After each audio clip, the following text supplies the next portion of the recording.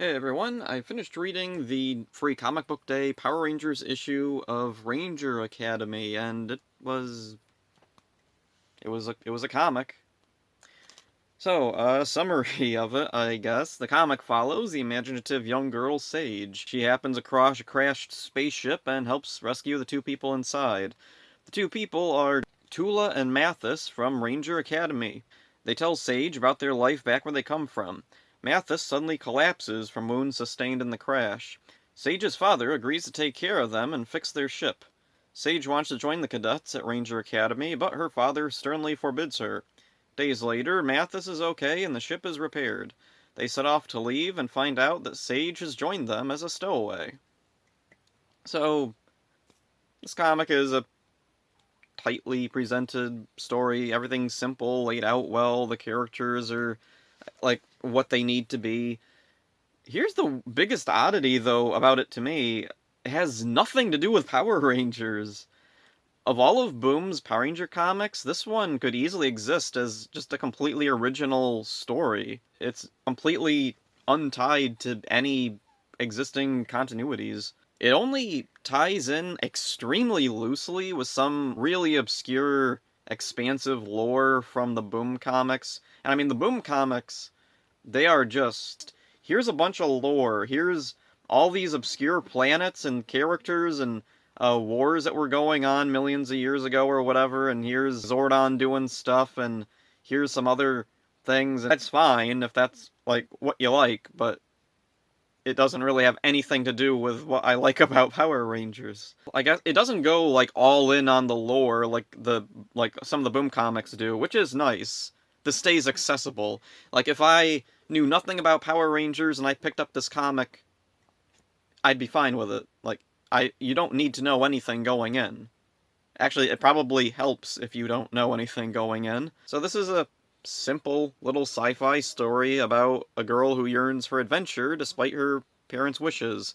Sage is similar to Leo from Lost Galaxy. He too wanted to join an adventure into space and stowed away to do it. Though Leo was an adult, Sage is a child. Tula and Mathis are willing to bring her along until her father refuses. Sage's father, Ryan seems to know more than is revealed and may have some deeper reason for not letting Sage go to the Ranger Academy. Not much is revealed about Tula and Mathis. They're friendly and appear happy to help. Tula is the youngest Ranger cadet at their academy. While back on their ship, Mathis talks to someone named Merrick through some communication device. We don't see who Merrick is. Is it possible that it's Wild Force's Merrick? At the beginning, there is a possible time setting for the story, long ago in a distant galaxy. A subtle thing to notice here, though, is this appears at the beginning of Sage's fantasy. Is the setting referring to the overall story or just her fantasy?